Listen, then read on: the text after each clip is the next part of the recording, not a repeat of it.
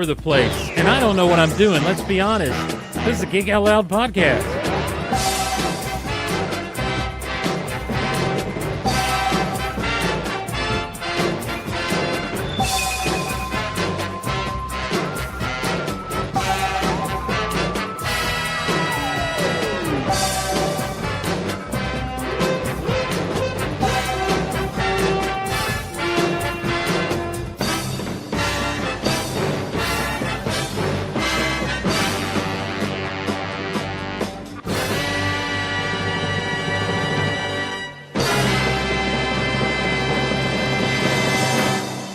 Well, hello, everyone, and welcome once again, or for the first time maybe, to Geek Out Loud. My name's Steve Glosson. So glad to be along with you. We're trying something a little bit different, a little bit new here.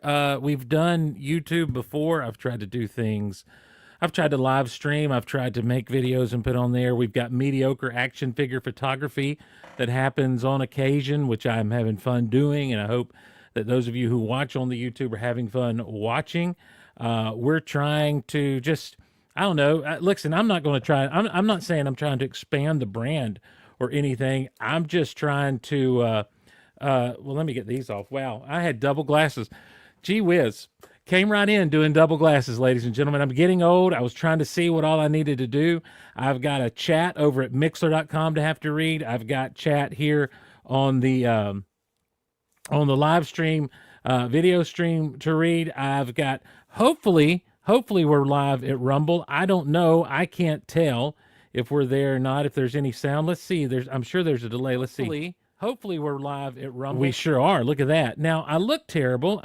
The quality of the video is not what you would hope it would be, even though it says it's high definition. A lot of graininess. I've got lights on me and everything, so I don't know. Listen, this is just going to be an experience for all of us. We do have with us the Mixler Zoo crew live at mixler.com/Goliverse. That's the audio only feed, and that's where we've been going for a long time. So long-time listeners and friends of Geek Out Loud and the entire Goliverse will know that they are part of the Mixler Zoo crew. Maui Mark even says, can't change one take Glosson. And that's, I mean, I always say I'm one take Glosson. Here's the thing. I really tried to get some assets together for this particular show, have some cool videos and stuff, or cool images and stuff. That's a lot of work. If we're going to do the YouTube thing, and I'd like to, I think it's a thing to dip your toe into.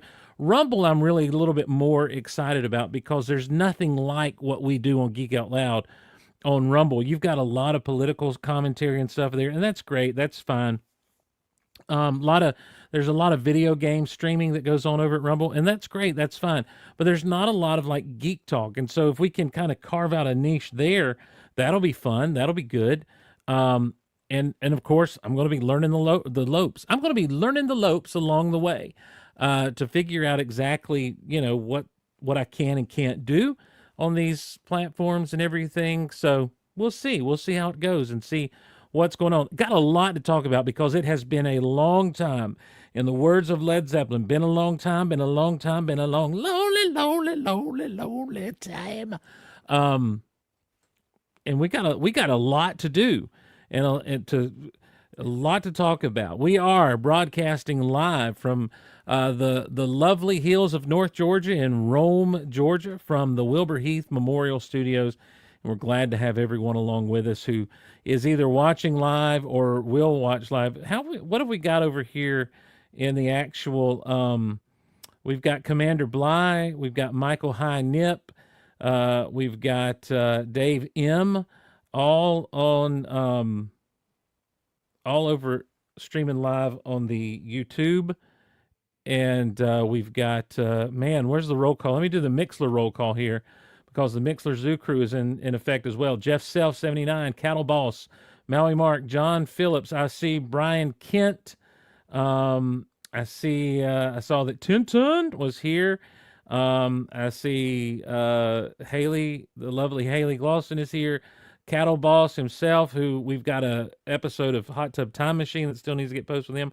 Rusty Owens, all over at mixler.com/Goliverse. Glad to have you guys along with us, and thank you so much for joining us. Now, because we're doing the YouTube, we can't quite do the Marchish Madness-ish bracketish, which is now, I mean, now we're a year out from when it all began.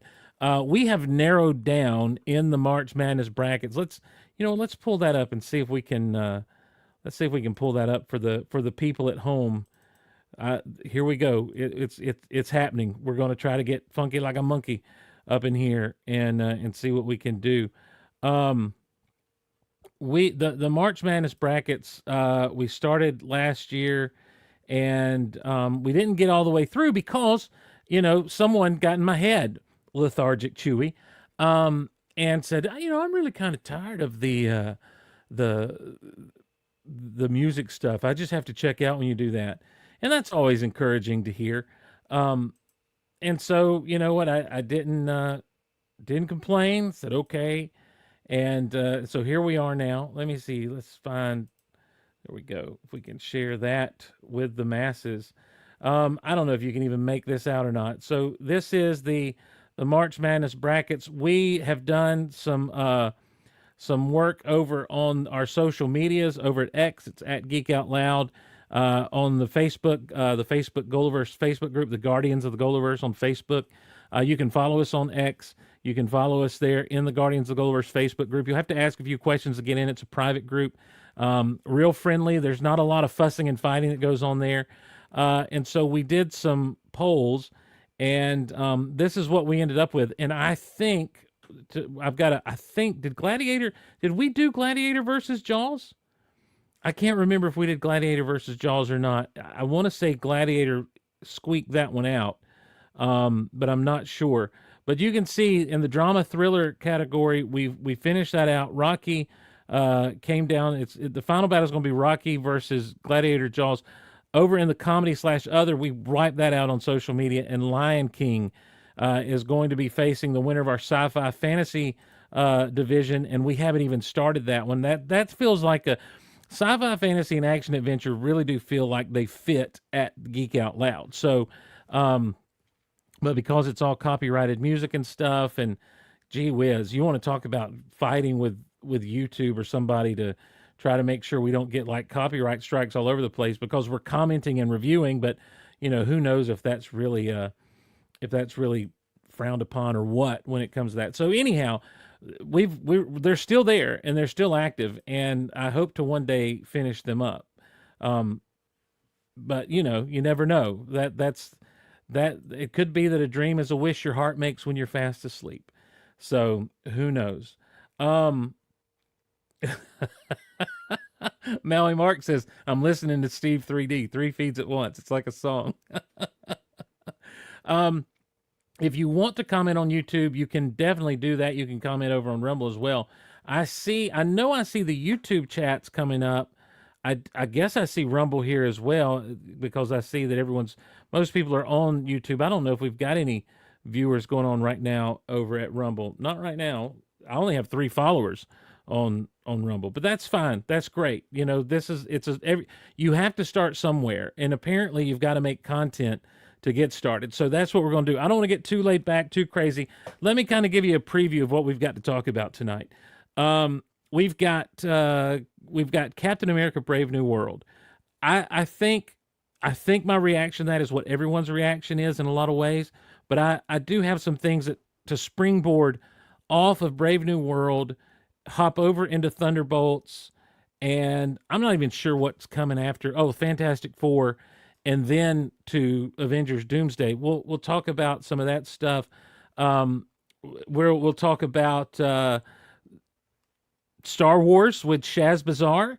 I got to go over to Birmingham with Shaz Bazaar to see Star Wars orchestrated, Star Wars in concert. Basically, they show the movie and an orchestra plays the score. Great time. I'll talk about that, and a new bit to be born out of that I've not worked on fully and fleshed out, but I think it'll be fun. I've got to get the right players on board, and I think it'll be fun. We've got some Patreon updates for you. Little toy talk happening. Superman is right around the corner, and there's a lot of Superman hype. We'll mention that. Wrestlemania is this weekend. I'll have to talk about that. Daredevil. Have you seen Daredevil Born Again? What are we thinking about that? We'll discuss a little bit of that. Cobra Kai has come and gone, and I have not got to really talk about it a lot with anybody, so we'll talk about that. For those of you listening via audio, you're going to get a little bit of extra oomph because Shaz Bazaar and I had a conversation about Skeleton Crew while we were on our way to Birmingham from Rome, and that'll be actually in the audio portion of the podcast. For those of you who are saying, well, why is it on the video portion? Because it was recorded in audio, but also because audio podcasting is where it all began. And it's kind of the idea of audio podcasting is kind of my first love because I was that kid who always played radio as a kid. I'd love to get a tape recorder and a little cassette tape and make my own radio shows and that sort of thing. I never really DJ'd the music, but I always liked the idea of the radio show, and I love the talk format. I would watch, I would listen to various talk radio. I'm even a fan of like the morning Zoo Crew format, bunch of people sitting around laughing, commenting on the day's stories, that sort of thing, which is kind of what the Big Honkin' Show was. So lot to go through, lot to cover, lot to talk about. And if there's time, I'm going to open a Star Wars. I'm going to do something that'll set, maybe set some people off a little bit. I'm going to open a Star Wars figure. This is the Star Wars I'm choosing to open tonight. If we get there, if we have enough time, I'm going to open this Star Wars. This is the Bespin Guard. It's weird that it's backwards. That's strange. I didn't realize this was like filming me in reverse. I figured the camera would be right. But this is the Bespin. This is the Bespin Security Guard. Easy for me to say. His actual name is apparently Helder Spinoza. Helder Spinoza. What a fun name. Anyway, this is the guy I'll be opening on this. And there's a method to my madness because May is right around the corner. May 25th, Orthodox Star Wars Day, right around the corner. And I'm gearing up for mediocre action figure photography, Star Wars Day Part 2, or Star Wars Day Episode 5, whatever you want to call it. Last year I did Star Wars Day, Orthodox Star Wars Day. Man, I was a day or two late getting it posted. But Orthodox Star Wars Day, and just recreated scenes poorly from A New Hope with mostly vintage Star Wars figures. And it's going to be the same thing. I'm going to try to recreate some fun scenes, or not necessarily fun scenes, but scenes from The Empire Strikes Back with mostly vintage Star Wars figures and play sets and that sort of thing. So it's a fun time, and hopefully that'll be coming in May. Dave M says, I miss the Big Honkin' Show commercials. Every so often I think of the Grand or the Dark Knight audio Bible spots. Makes me chuckle. Or the Sasquatch stick. Yeah. I said, get away from here. I don't know that that I can play even those Big Honkin' Show spots on YouTube. You know what? We're going to try. We'll do it. I'm going to pull up one, and it's a good way to reset, take a break, reset, because we don't have any sponsors here at the Big Honkin' Show. We're not the Big Honkin' Show. We don't have any sponsors here at Geek Out Loud, though we will take them gladly. But let's, you know what? If I get dinged, I get dinged. I can always silence it or edit it out, whatever the case may be. But we'll try. Let's see here. I've got to come to the right place to find the commercials. And then I got to plug in the right commercials to play the commercials. There's the commercials. What do I want to hear? What do I want to hear? You know what? Let's do, it's classic. It really is kind of the one that started it all. Let's play for you. I wonder if I can, let's see. I wonder if I can present audio here. Present audio. No. No, can't do that. Well, you know what? We'll just, I don't want to open it up in that. I don't have my usual player, that I'm used to using because I'm on a different computer. Because if I were trying to do what we're doing right now on my other computer setup, I'd be getting the blue screen of death. Absolutely 100% certain that would be the case. So I'm working a little bit one hand behind my back. And look, if I'm and here's what I also understand. If I'm streaming live, I shouldn't be trying to do multiple things at one time. I get it. I understand. Um, and I should also know how to find what I'm looking for. I'm not you two. I can still find what I'm looking for. So let me make sure. Okay, here we go. All right, ladies and gentlemen, fingers crossed. This is the one I believe that started all. Has this ever happened to you? I don't know who you are. You got the wrong house. Well, you don't have to worry. Protect yourself and your family with BTH Security. Can we hear Beatrice that? Turner Can we Home hear that? Security has been in business since 2009, protecting people just like you. With our founder's patented alarm, criminals and burglars will be scared away. Just listen. Once you hear that sound, you know your home's protected, and one of our agents will call you right away to make sure you're okay. Don't forget, Beatrix Turner, the first name in home security. So that'll probably get dinged because of the use of the use of what am I saying? The use of copywritten music, that sort of thing. I wonder, can I? What happens if I do that? What happens if I do that? Okay. So if I do this, you see the Geek Out Loud there. Do I have to be here? Oh, I know what I can do. Hold on. What if I do this? I'll be right. Don't leave me. There's still that in the way, isn't there? Okay. Just to take a quick break. Let's play another one. The aforementioned Sasquatch stick. So we'll do that if I can find it. There it is. Are you fed up with those annoying Bigfoot? This thing was 10 foot tall. He had beautiful hair. I thought he was going to kill my little dog. Save time and money with Sasquatch Stick. The Sasquatch Stick is a revolutionary device that rids your property of those problem Bigfoot. I come out here and rough talked him and run him off. Our product's been successfully used by tens of thousands of people and been positively reviewed on nationwide news programs. So I go up here, this stick, he was standing right there. And I said, get away from here. Get. If you're not 100% satisfied, you'll get your money back guaranteed. Works on most mythic beasts, real or imagined. And he went right back out that path again. Others may cost you $100, but for 4 easy payments of $19.95, the Sasquatch Stick can be yours. Limited time offer, not available in stores. All right. Well, let's do this. Let's get into some of this geek talk. That's what we're here to do, is talk some geeky stuff. And I wanted to talk about. I don't know what order to go in. You know what? Let's do this. Let's start with Cobra Kai. I haven't really talked about Cobra Kai with a lot of people, even though I thoroughly enjoyed Cobra Kai. I thought this is a show that had no business being really what it was.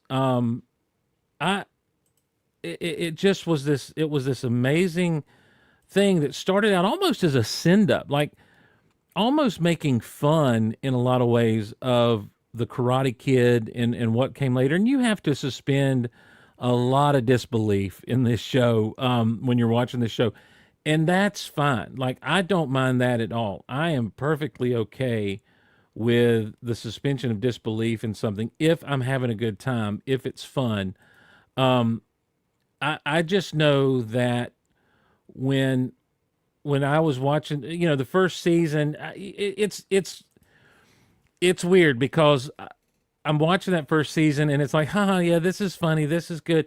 But then it started to kind of get real a little bit, and it's a redemption story in a lot of ways for Johnny Lawrence. And I think the first thing you have to suspend disbelief in is that Johnny Lawrence doesn't know how to use a computer or work Facebook. And at this point, when it came out, it was 2016, 2017 is when it was supposed to be.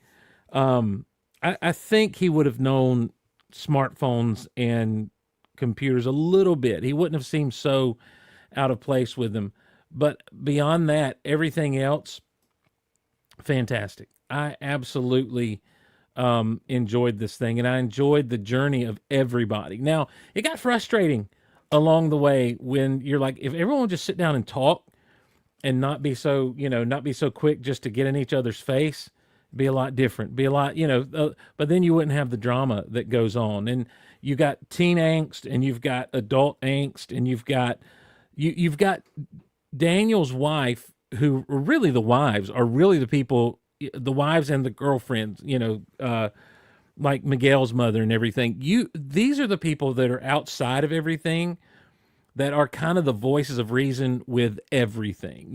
Like at some point it's finally like, who has karate wars like this? Why are we fighting these karate wars? This should be illegal. I mean, at one point you have a sword fight. You have Chosen like get slashed up by a sword.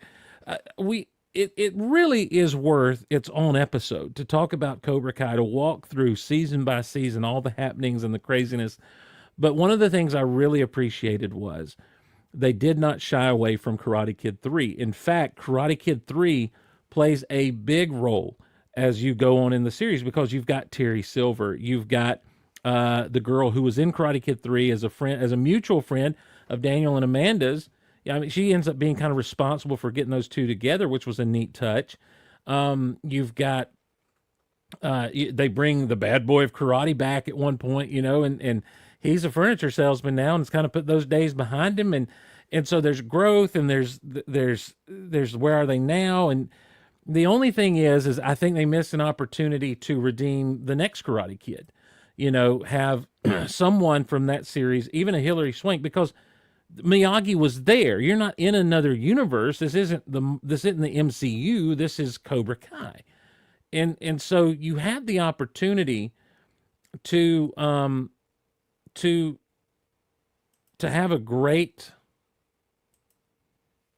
kind of thing going on with them, to have a great, redemption for that movie, because I think Karate Kid 3 was really redeemed by this. Now, I've always liked Karate Kid 3. I've never had an issue with Karate Kid 3 at all. I maintain that it's actually pretty good. That it is one that that's one of my more look, I'm a fan of some of the threes that other people aren't a fan of. Back to the Future 3, I really like. Karate Kid 3, I like. X-Men 3, I like it okay.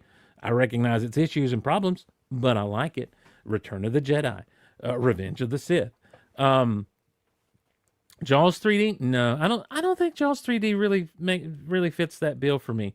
This is where I should have images pulled up, and that sort of thing, but it's fine. I'll learn that. But I want to talk about the last two seasons really, really quickly of Cobra Kai. The first is, as you got to the end of the last season, they were in the Sakai Takai. That kid got killed, because Kreese brought a knife to a karate fight. Man, and that dude, wow. So you have that go on, and it was really good to see as at the opening of the final season, Daniel was traumatized by that. And it's good to see that, it kind of shook him out of everything that was going on, and just the silliness of how he had not silliness, but just silliness with how he'd reacted with everything, and he and Johnny finally on the same page and everything. And so you really think, as they're moving along, that this is going to be a great kind of wrap up for these kids, because as the show went on, that's kind of who you become invested in, are the kids. But you never, like, the show begins in season 1 with Johnny Lawrence. Like, that's the show. And so you know that at some point you're going to have to come around to Johnny it's his story, and it's his redemption arc. It's, you thought he was kind of like, you saw the good in him at the end of the first Karate Kid, when he hands Daniel the statue, and then at the beginning of Karate Kid 2, when he's like, "What's your problem, man?" And Kreese all like, "You're a loser, and that's all you'll ever be, is a loser," and he breaks the thing.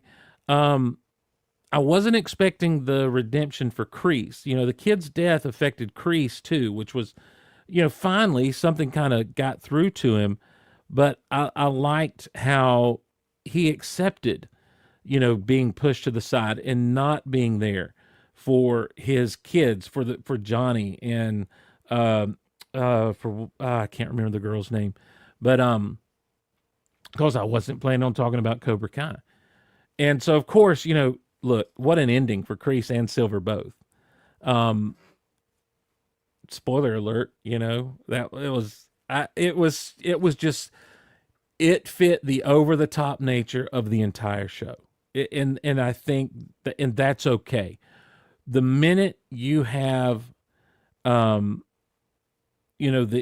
stuff that goes on and the way that Johnny acts toward people and treats people, everything was over the top, and that's what it needed to be, and it became this thing where it wasn't a send up and it wasn't making fun of. It was a real honest kind of look at what can we imagine would have happened to these characters. Daniel, who focused on balance and learned to be balanced from Miyagi, and Johnny, whose life was thrown completely out of balance the night he lost that tournament. Like, that was such a big deal to him. And he's not like Uncle Rico. He's not sitting there being like, "Sure, Coach put me in, I don't want state." No doubt in my mind. Back in '82, Coach put me in, we won state.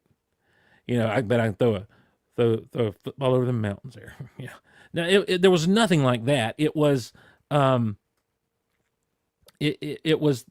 this was all he had. And they do a good job of kind of walking along and showing you that in him, that, it's not a bad upbringing, but not the best, and he had a dad that wasn't there and a stepfather that didn't care, and so when you're dealing with that kind of stuff, he's looking for the father figure. And when that father figure goes away, that person that is creased, then it's, what are you supposed to do in that? And so he goes on and he just kind of stumbled through life. And so his redemption arc was great. But I think that, I think that that you had to be over the top and have the fun that they did. But anyhow, so you get to the end, and again, it's an over the top scenario.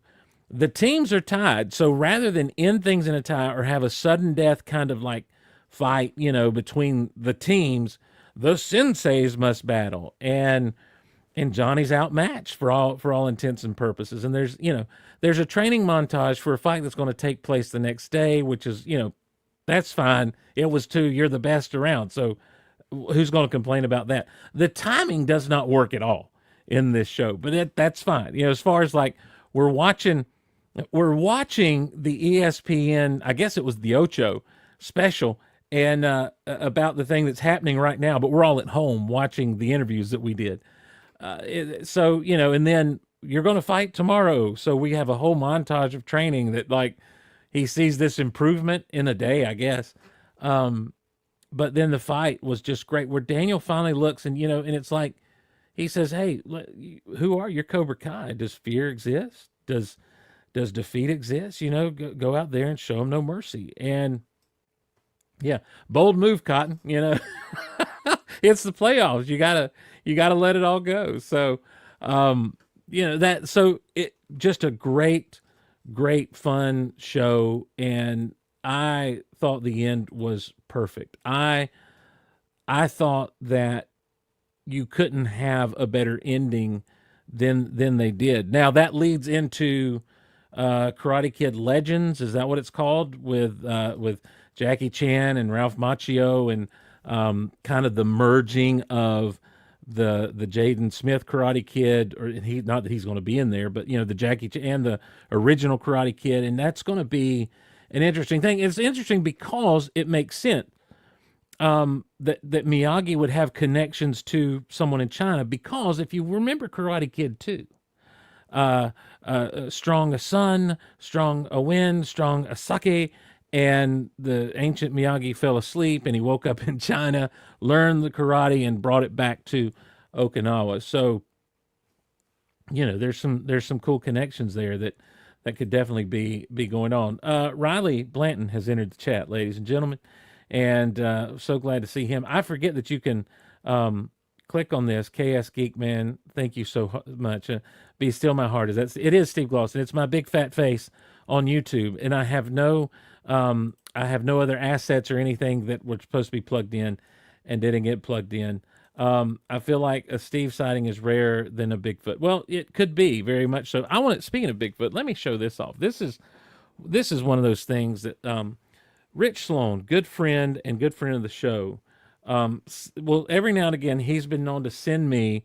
I'm going to turn off this light here real quick to send me Bigfoot care packages, and this is in one. And this will sometimes be in the background of like the mediocre action figure photography or Instagram posts. That's real Geek Out Loud on Instagram.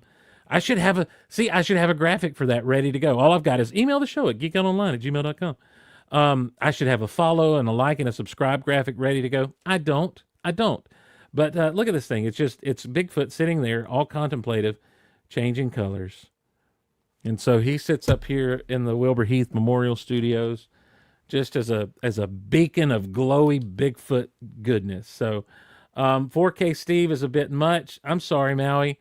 I don't know. I don't look 4K on my end. I look pretty crappy, to be honest with you. It's a great day. Goal is back. Well, we don't know that. Right now I'm reveling on about Cobra Kai, and I've abandoned my notes completely. So, there's that.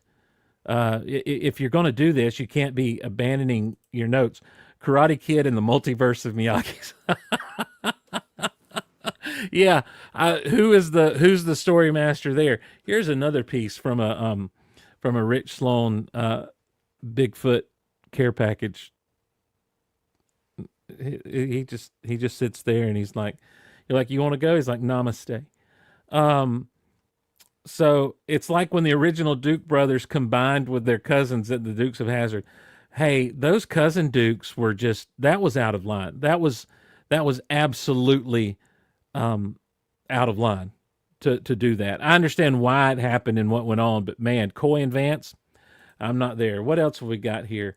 Who remembers the Sarah Connor Chronicles podcast he used to do? I do. I remember that. We should call Derek. He'll come on with us. Probably not. It's not Bigfoot Buddha. It's a Bigfoot just sitting here in contemplation. And let's see, people do this to get it to show up. There you go. He doesn't have much of a face, but I have these. I mean, this is the kind of stuff Rich will send, and so I kind of stick them all over the place. Let's see. Abandoning the notes is the entire MO of Goal. That you're absolutely right. That is, the derailing has happened. I should have a picture of a train derailing. This is what I should have. AI, make it happen. Is that how you use AI? Hey, AI, make me a picture right here of that. Didn't work. So, all right. How do we do? All right. I'm not going to, let's see what's happening at Mixler in the Mixler chat. Tori was the name of it. Thank you, Jeff Self. Tori. Can't even remember the way Karate Kid 3 ended, says Tent and 6. Okay, here's how Karate Kid 3 ended. First of all, you've got to remember the setup. It was the whole bonsai tree thing that was going on. Miyagi had a real bonsai on the side of a cliff. Meanwhile, Daniel wanted to defend his title because it really happens on the heels of Karate Kid 2. And he and Miyagi are back, and he wants to defend his title in the All Valley Championship. Miyagi's like, no, you don't want to do that. Well, Daniel takes his college money and buys a piece of property for Mr. Miyagi to open up a bonsai stand, because that's what Miyagi always wanted, because in Karate Kid 3, this isn't what happens in Cobra Kai. He's actually able to go back to the old apartment, but in Karate Kid 3, the old apartment is pretty much torn down. Like it's I guess they were maybe doing some remodeling or reconstruction, but it looks to be torn down. And so Daniel is going to help Miyagi that way. Well, Kreese wants revenge on Daniel's son for beating his star pupil. And so he goes to his old war buddy, Terry Silver, whose life he saved in Vietnam, which we get to see how that all worked out in Cobra Kai. And Terry Silver's a rich man now. And this is how evil and vile Terry Silver is. When we meet him, he's talking about where they're going to put all the toxic waste, and he doesn't care who it affects. Like he is if he had a mustache, he'd be twirling his mustache. He's that kind of villain. But he comes in and befriends Daniel's son and acts like he's all his buddy and everything. And meanwhile, he's got the bad boy of karate. And who's coming to fight Danielson in the All Valley tournament. This guy, I can't remember the guy's name. That's the only problem. And so anyway, Terry Silver gets Danielson because Miyagi won't train Danielson. Miyagi's all doing kata and everything, and Danielson don't want to do that. He wants to learn to sweep a leg. He wants to learn to make some major punches and stuff. And so Terry Silver agrees to do that, and he begins to teach Danielson the Cobra Kai way. Well, Kree's like, make his knuckles bleed. So Danielson's punching a wooden kind of thing with like the bad boy of karate's face. I can't remember the bad boy karate's face. And by the way, let me just stop and say this. Retro Wave Dave says, oh man, the 80s Toxic Waste storylines. Yes, because of things like television and Captain Planet, I also thought Toxic Waste was something we all had to really watch out for in our own personal lives. Like I felt like as an adult, if I happened to go to a playground, there could be toxic waste there. But anyway, so basically it comes out Terry Silver's not on Daniel's side. He does make Daniel's knuckles bleed. Kreese shows up that he's alive. They've got the bad boy of karate who's going to hurt Danielson. Danielson, they mess up. Danielson won't sign the thing. Mr. Miyagi wants him to, and he won't. So they keep getting beat up and all this stuff. And anyway, it all ends this way. They've got the tournament just like the old days, but Danielson doesn't have to fight. He gets a bye all the way to the end. It's a new rule this year in the All Valley Karate Tournament, so he only has to fight the one fight. And what's up, Scott D? How's it going? Good to have you with us. Danielson only has to do that one fight against karate's bad boy. I can't remember his name. And I keep wanting to say Billy Batson, but that's Shazam. Anyway, the kata wins. He wins with kata at the end. He's doing the thing and the thing and the thing, and he wins. But not before he gets really beat up. And he's down on the mat at one point. And he's like, I'm scared, Mr. Miyagi, I'm scared. And Miyagi says, Danielson, best karate still in here. Now's the time to let it out. And so they do, and Daniel wins in the end, and he and Mr. Miyagi. He had gone to where Mr. Miyagi had the real bonsai plant on the cliff, and he was going to get that and sell it for money because it was very, very valuable to rebuild the store. And that's when the guys found him, and they almost killed the bonsai, and he and Mr. Miyagi put it back together, and they go back and plant it again. And that's kind of how it ends on the side of the mountain with just hope and strong roots and all that good stuff. But no, I think it ends with Mr. Miyagi smiling at the camera like he does in the others. Doesn't matter. That's Karate Kid 3. So Michael Mercy heading out to walk the dog. Have a great stream. You'll catch Michael Mercy, if I know me at all, and I know my notes that I have veered off from for the past 30 minutes now. I'll still be going when you get back with the dog. So everyone check out Michael Mercy. He is one of the best people on YouTube and one of the best channels on YouTube. So thank you. You need to watch it again. It's great because it's got at the end, it's got the, Tintin said, thank you for saving me from watching again. It's got the great song by Little River Band that you can't really find anywhere. It's called Listen to Your Heart, but it's Little River Band, man. They sound great, for crying out loud. So, all right. So now do the next. Now do the next Karate Kid. I can't do the next Karate Kid. I've seen the next Karate Kid maybe twice. There's something where she ends up at a monastery with him and they go bowling. But also she plays the Cranberry song and they all dance to the Cranberries. Is it Cranberries? Oh, yeah. Yeah. Oh, my dream. Changing everywhere. In every part. Yeah, that's right. So, anyway. All right. I say all that to say this. Really enjoyed Cobra Kai. Had a great time with that show. I tell you what we're going to do to reset now. Let's take another break and see what other old commercials we can pull up. Blast from the past here. Because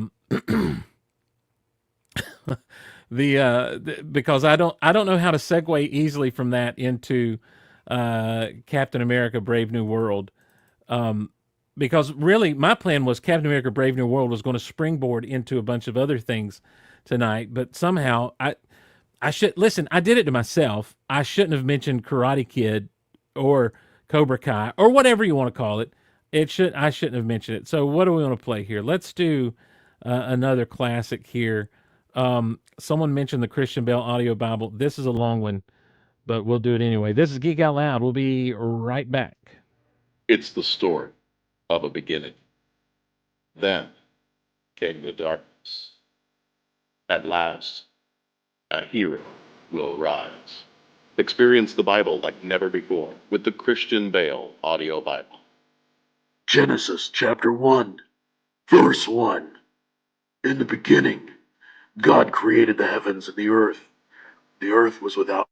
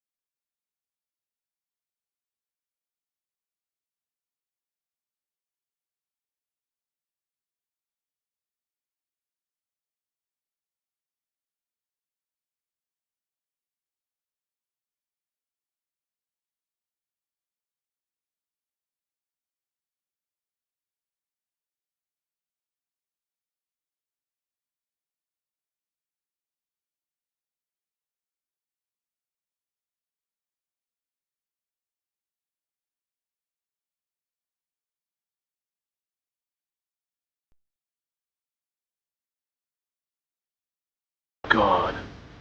Blessed are those who are persecuted for righteousness' sake, for theirs is the kingdom of heaven.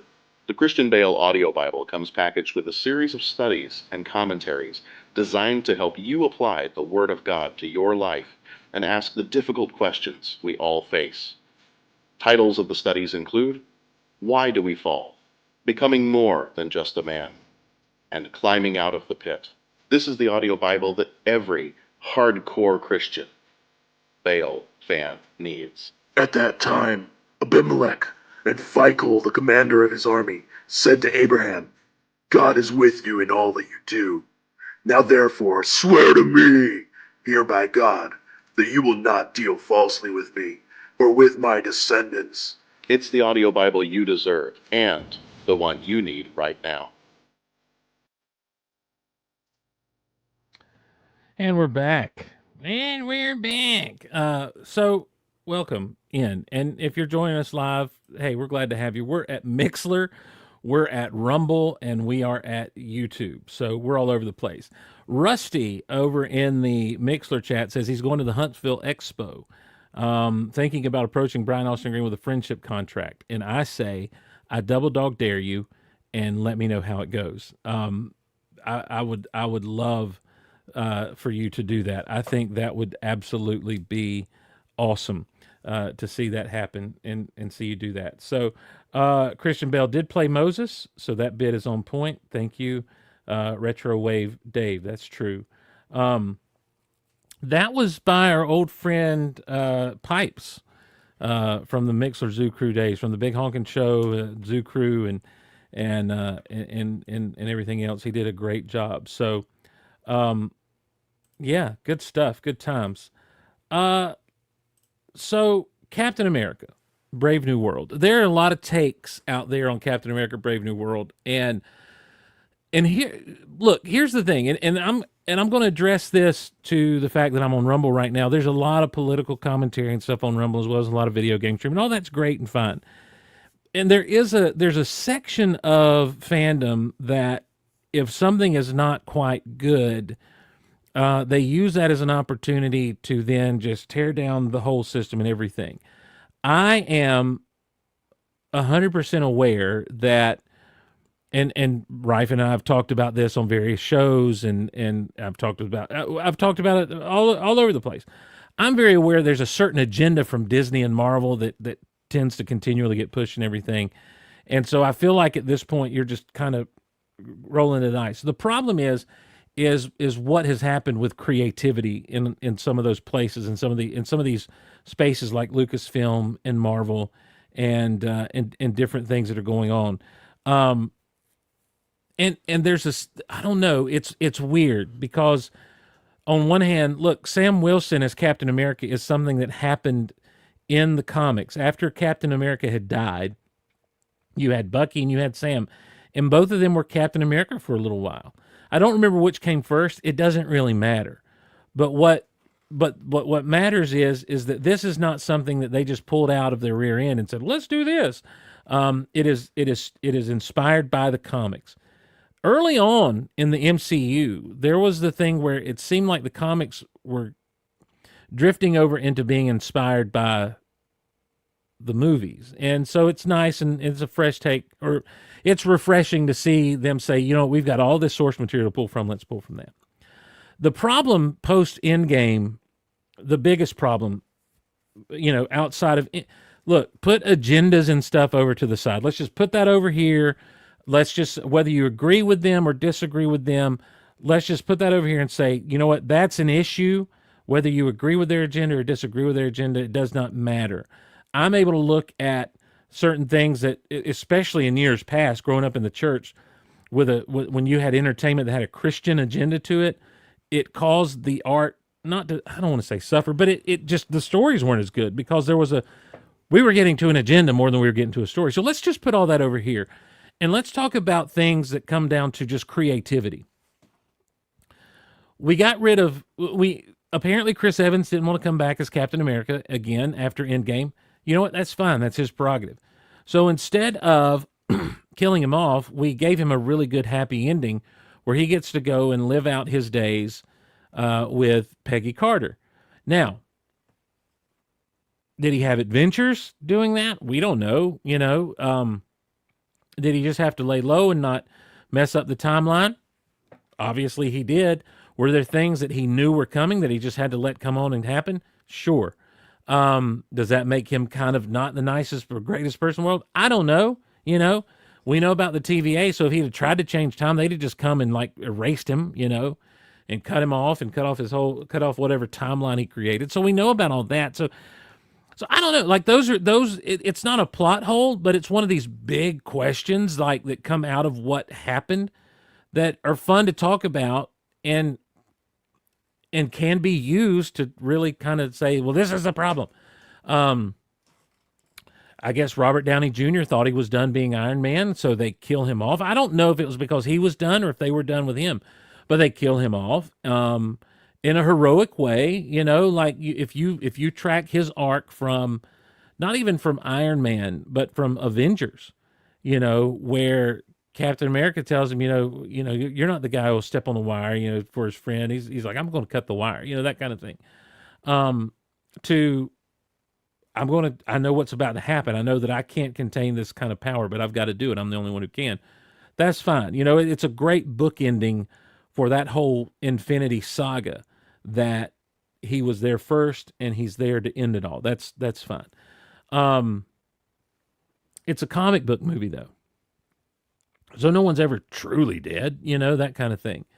The comics are big soap operas. And so you have two main players that people had learned to love these characters, and they did love the people who played the characters. I get that completely. So instead of recasting, we're just done with them. And we're going to move on to Sam. And we're going to move past Rhodey as Iron Man, who Rhodey had a whole stint as Iron Man. In fact, one of the greatest crossover events in the history of comic books, the original Marvel Superhero Secret Wars, Rhodey was Iron Man during that time. So we pass over that fact, and we're going to jump straight to this relatively new character in the scope of the history of the Marvel Universe. I'd say very new. And we're going to try to do a Riri Williams Ironheart thing that was shoehorned in to like Wakanda Forever, whatever. Look, agenda to the side. People liked Tony Stark. People liked Iron Man. And that character is practically timeless. So instead of doing away with him, recast. We recast Batman, we recast Superman, we recast James Bond again and again and again. Recast. Same thing with Captain America. You know, there's a lot of opportunities and a lot of people out there that could be a great Captain America. Steve Rogers, I should say. So right out of the gate, this thing is limping a little bit because though it is from the comics, talking about Captain America: Brave New World, though it is from the comics, though Sam Wilson did become Captain America, you're still dealing with people miss Steve Rogers, and they try to address that a little bit in the movie. Look, it's the same thing I had with Wakanda Forever. I love Chadwick Boseman. I thought he was fantastic as T'Challa. I think that I thought he was a wonderful actor, absolutely a wonderful actor. But I think that they should not have been so precious about that character and recast that role. I imagine that part of the problem with Wakanda Forever, and Wakanda Forever has problems. I'm sorry, it does. It has a lot of them. I think it comes back to the fact that rather than recast him, because unfortunately the actor died in real life, they said, well, we're going to do it without him, and we're going to move on to Shuri. Shuri's a great character. Shuri's fine, but she's no T'Challa, and and it's just Letitia Wright, a lot of charisma, and she's funny and she's quippy and everything else. I'm sorry, it's a step back, a way back from Chadwick Boseman. That dude was just magnetic on the screen. He just had something. He had a presence that just demanded you pay attention to him, and he did it so well. In every role I saw him in, I felt that way. So anyway, so you're kind of starting off on your back foot there as it is, because now you are trying to substitute Steve Rogers with Captain Sam. Then they go and make Winter Soldier, or not Winter Soldier, Brave New World. And this is the take that I have that I think is common to everybody. They go and make Brave New World basically a Hulk sequel without the Hulk. I'm not mad at this movie at all. I just think it's a Hulk sequel without the Hulk. The Red Hulk is a Hulk villain. The leader is a Hulk villain. Everything about this movie was screamed for the Hulk to show up at some point.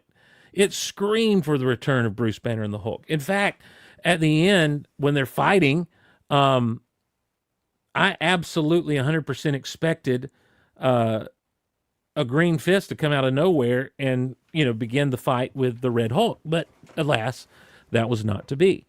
The problem with that is after the introduction of Scar, where did that come from at the end of She-Hulk? Everyone went, well, why ain't Scar with him? He had Scar at the end of She-Hulk. Why ain't Scar with him? Look, I know it's like you can't complain about things that you know what's going to happen. I can pretty much complain about that and say, what a dumb move to go ahead and bring him in, just because that it was just to get everyone talking. They thought everyone would be so fired up that Scar is here. Is Scar, email me, geekoutonline@gmail.com. Is Scar your favorite character? Comment. How about, oh, that's what you do, right? Wait a minute. Hold on. That's what you ask for on YouTube, right? Comment down. Talk about it in the comments down below. Do you love Scar? Do you love the Son of Hulk? Is he your favorite Marvel character? Were you screaming to have him in the MCU? Or would you have rather a Joe Fix-It type? Would you have rather seen the Gray Hulk? Would you have rather seen the Professor Hulk done the right way, the way from the comics? Anyway, there's also, I guess there's a matter of like Universal's rights to the Hulk too. I don't know what those entail. There's someone watching right now, but well, of course you know that Universal has the rights to the Incredible Hulk in perpetuity as far as movies and screen goes. So they could not use the Incredible Hulk without getting Universal's permission. And if you don't have Universal's permission, what are you even trying to do it for? That could be the case. I don't know, but I do know that it's really, it's unfortunate that you had Harrison Ford stepping in as Thunderbolt Ross and playing the Red Hulk. And the Red Hulk also is not, the Red Hulk is not mindless, growly, Hulk smash. The The Red Hulk is smart. He has Ross's brain, and so I know they're not going to do everything just like the comics, but that's one of the things that made him such a formidable foe. I don't know they translated the heat that he emanates as well, like, and that's the way that he ultimately gets beat in the comics, is he's overheated. There was a mystery. It was Jeff Lowe and Ed McGuinness did that run of the Hulk, and there was a whole mystery to who the Red Hulk is, and there were some red herrings here and there. And at one point, who it is, but then they kind of take you sideways to finally go back to this is who it is kind of thing. So, there's that. So I guess with the Universal stuff, you have to separate some of those rights, and I don't know that they would have the rights to the Red Hulk or the leader necessarily. I don't know. But the Hulk they may still very well have, and that may be part of the issues, that they didn't want to pay Universal any of the money that they may or may not make with this movie. So separating from all of that, let's talk about Adamantium. Is cool. It's a cool addition to the MCU, and it comes by way of a dead Celestial that showed up in Eternals. No one saw Eternals, and I don't know how many people knew what that was all about, and I don't know that they did enough to explain it in the film. I don't know if there was enough exposition in the film to really explain what was going on. So again, comment below. Do you think they did a good job of explaining why the Celestial was out there, or were they expecting you to go to Disney Plus and watch the Eternals? The Eternals wasn't a great movie. It wasn't necessarily super bad, but the truth, here's the dirty little secret truth about the Eternals in the comics. Not the most exciting comic book to read. Jack Kirby came and was trying to do New Gods in Marvel, and the art's great. The characters look cool. They look better than what the designs we got on screen were, but I don't know. I don't know that. I don't know that though. I don't know that anyone was screaming for an Eternals movie, and obviously they weren't. So, Retro Wave Dave, my wife and I saw Eternals in the theater, and she didn't remember what the Dead Celestial was all about. Absolutely. So anyway, but it is cool that through that we get Adamantium. I like Sam, and I've liked him since Winter Soldier, since he showed up on your left, The introduction of Sam in Winter Soldier is great, because he's sitting there, he's all tired out, and Steve comes up to him, and he's like, yeah, sorry about that. He's like, yeah, you owe me another lap. Did you do it? You just did it, didn't you? That kind of stuff. And he's great, and he's immediately loyal to Steve, and he fits right in with Steve and Natasha when they start doing all the espionage spy stuff. He's fearless, and he's great at what he does, and I love his character. What I'm not a fan of is the feeling all torn about Captain America. Like, he knew who Steve was, and he served the country. Sam served the country. He was a military guy. But somewhere along the way, there's this message that Captain America represents the U.S. government. That's not the case at all.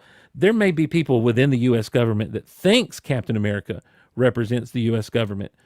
Captain America represents the ideals of the United States. Captain America believes in freedom and justice for all. He believes in all of the things that make the United States a great nation, all the things that make the Declaration of Independence this wonderful document of freedom, all the things that make the Constitution this incredible document written by man that has survived for 200 plus years now.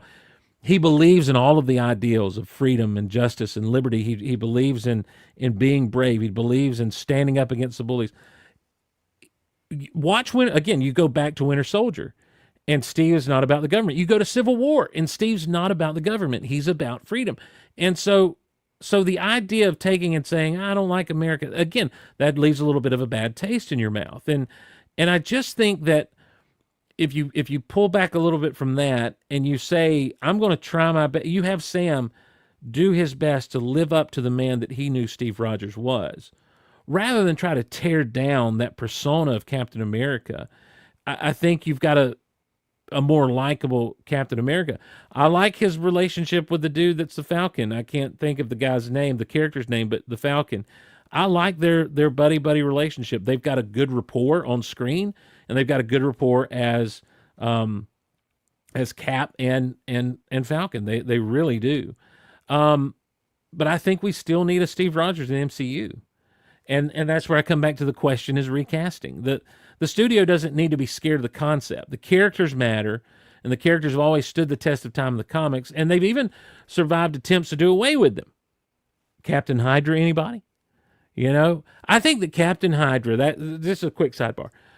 This story sent people over the edge, and this is where Captain America, I don't have the Captain Hydra figure nearby, but I've got it. This is the story that sent people over the edge when he does Hell Hydra at the end. Like something happens and like it's the big reveal at the end, and people went nuts. And the reason they went nuts is because this was sold as this isn't a dream, this is an alternate reality, this is real as real as comics get, and this is the new direction we're going in.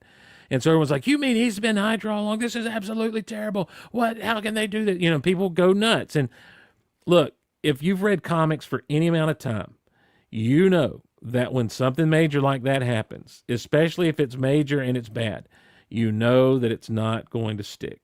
And so that's got distracted by the chat. That's the deal. That what you're getting in comics. If Superman dies, he's coming back. If Batman dies, he's coming back. If the Fantastic Four break up, they're getting back together. If the Avengers have a falling out, they'll come back together. And so anyone going into that story arc, the Hydra, Captain America, I think they called it Secret Empire, knew that this is going to get worked out somehow. And quite frankly, it got worked out in a really neat way. There was a Cosmic Cube involved, the Red Skull was involved, and it really did seem hopeless until, you can't kill the spirit of who Captain America really is at his core, who Steve Rogers really is, even if you change history. And that's really what Secret Empire ends up being about. A lot of ramifications to come out of it for Steve, but regardless, it was a decent thing. But I'll tell you this, I'm not sure it ended the way they wanted to end. I do think that they possibly wanted to do away with Steve Rogers Captain America. And I think this because Marvel has shown over the past few years that they don't like the legacy characters. They don't like having Thor be Thor. They don't like having Steve Rogers be Captain America. They don't like Peter Parker being Spider-Man. They don't like Tony Stark being Iron Man. They don't like these things. They want new and different and all new, all different, kind of thing for whatever reason. And so I do think that this was their way maybe of trying, and I think it did more harm to the character in the comics than killing him at the end of Civil War did in the comics. And because, at some point, I don't know. I don't want to get into conspiracy theories about what they were trying to do or what they weren't trying to do. I just think that it looked like they're like, well, if we can get sales of this to plummet, then we're good to go. The only person that stays dead is Uncle Ben, absolutely, and Marvel, Captain Marvel, he stays dead. That's it, and that's an interesting thing that's going on in Marvel Comics. Another sidebar that I didn't mean to go off on here, but let's do it since Lakehead got me there. Norvell, I don't know who Norvell is, but I know who Marvel is. Captain Marvel, the Kree superhero who was bonded with Rick Jones of all people, he died of cancer, I believe, and he has they've talked about bringing him back, but they never have. He was Marvel's original Captain Marvel, I think. It was before Carol Danvers was ever Captain Marvel. He was Captain Marvel. She came out of the pages of Captain Marvel over there. And that, of course, got into a whole thing with Shazam and Captain Marvel and the DC universe and all this other stuff. Or he wasn't DC initially, was he? Excuse me while I take a sip of drink there. Thunderstrike. You know what? The jury's still out on Thunderstrike. It's still too bitter about those two still being gone. Did we see... There was a story arc with it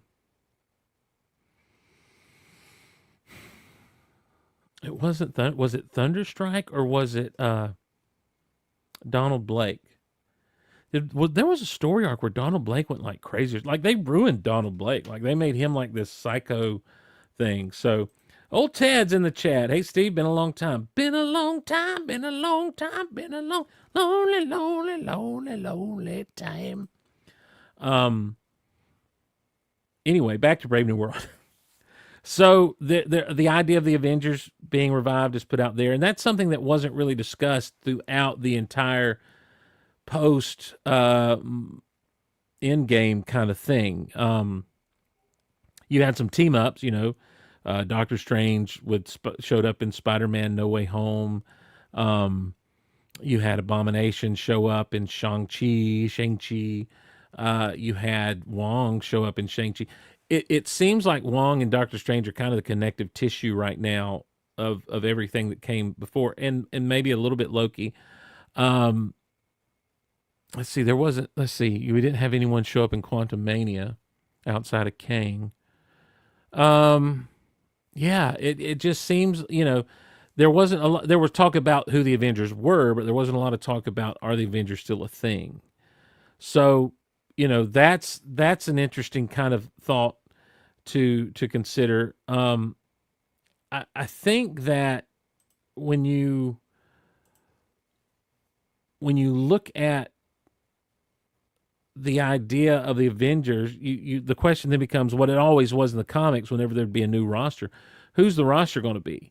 Well, that gets us to that announcement the other week, the casting announcement for Avengers Doomsday that ended with Robert Downey Jr. walking through the doors and coming and sitting down and just going, shh, and then walking away. It was... I was talking with Derek on the Super House of L podcast. We were talking about that reveal, and I said this, and I stand by it. I think that, or maybe I was talking to Michael Hynip and David Dollar on the Deucecast about this. Regardless, I was talking to somebody about this, and I'll repeat what I said. I think that had something like that been done prior to Infinity War or Endgame, it would have garnered a lot more attention, a lot more fanfare, a lot more like reaction videos to that. Instead, it kind of fizzled. It was this long all-day thing they did, just revealing chairs.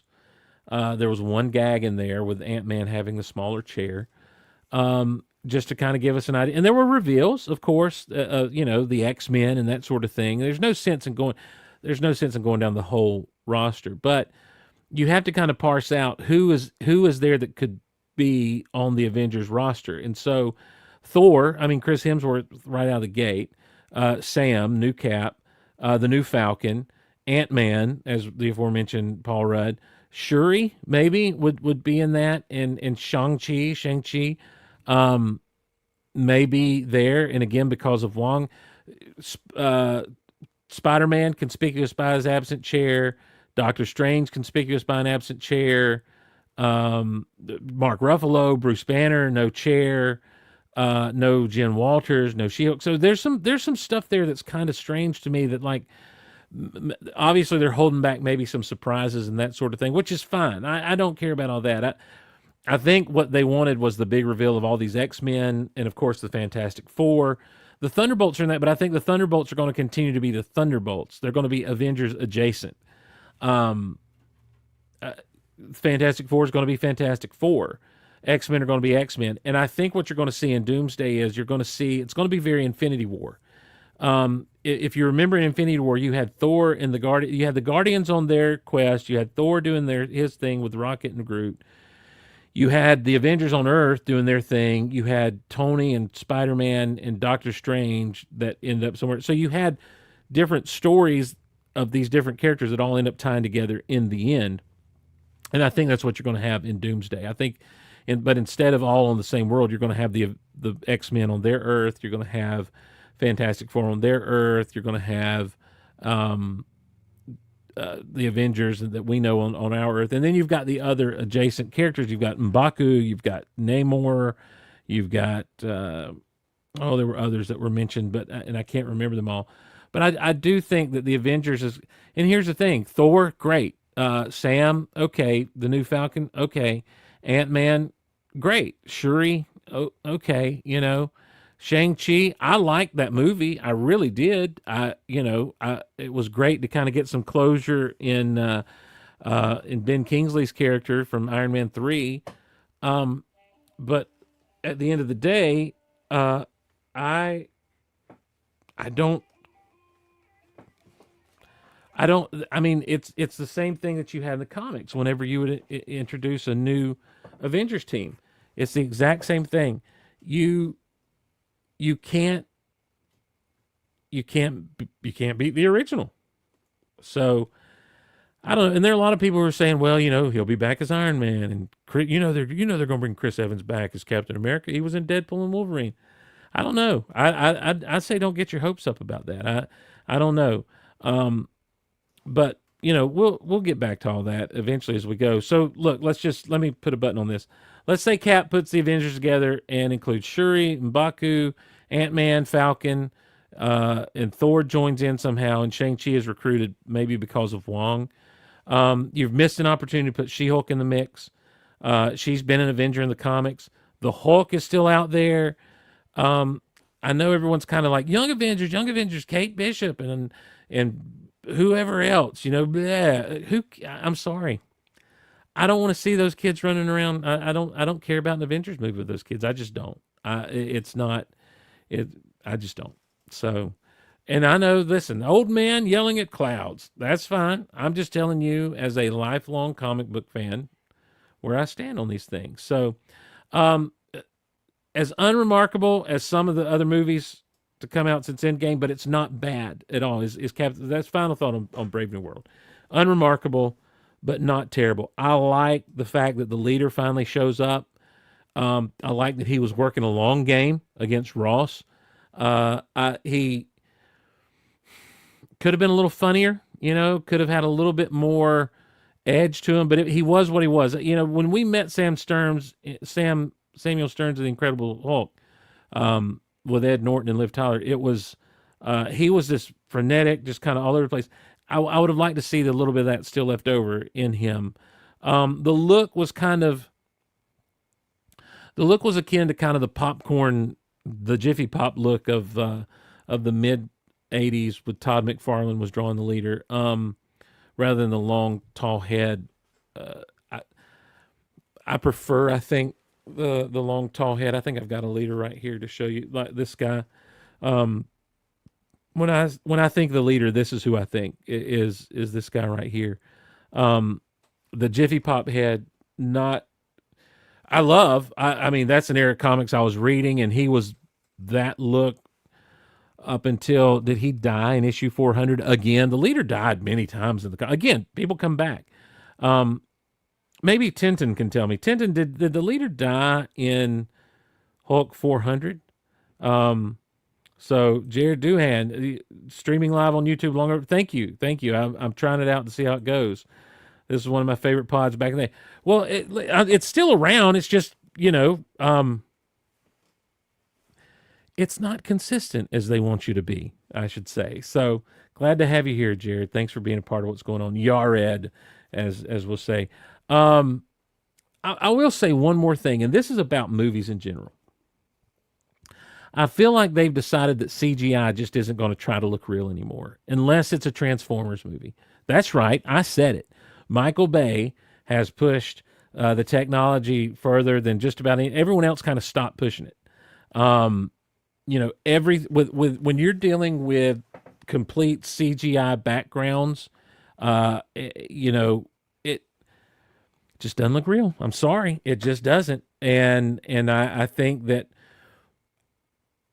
everything that people accuse George Lucas of doing in Revenge of the Sith and Attack of the Clones, I think is being done by movie makers nowadays. I look, I know you've got the volume over at Lucasfilm, and I don't know what other companies are using the volume and that sort of thing, but hey, everybody, let's get back out on location. Let's some old school movie magic, and let's bring some realism to what's going on. And because I think CGI isn't even trying anymore. I think it's like it's a cartoon, and that's what it's going to be.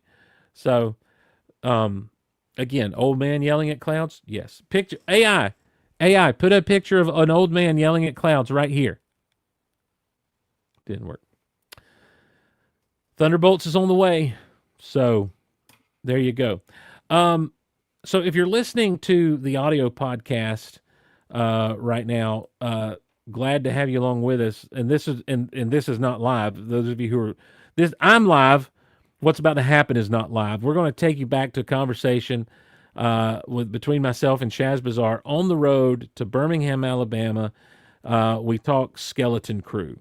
And for the rest of us right now, and that'll be put in post, so you have to download the podcast to hear that conversation.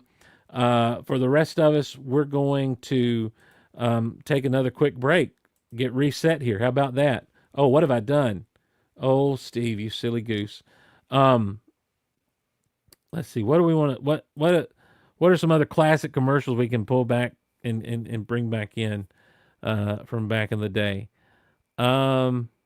Oh, here we go. This is a classic. We'll be right back. Frustrated by looking for a new pet for the family? That's why you should the all-new Silky Buddy. A pet, a chicken, and your buddy too. They are furry chickens. Wait, is this magic? A chicken with fur? Are you sure? Fuzzy Ewok chicken. Well, are they safe for kids? They're renowned for their calm, friendly temperament. They do well in confinement and interact very well with children. Sounds like it'll be perfect for the park, a day at the beach, or even show and tell at school. You need one. Order your Silky Buddy today for $29.95 plus $7.95 shipping and handling, 30-day money-back guarantee. Coming soon from the makers of Silky Buddy. Silky Dome sparkling jewelry.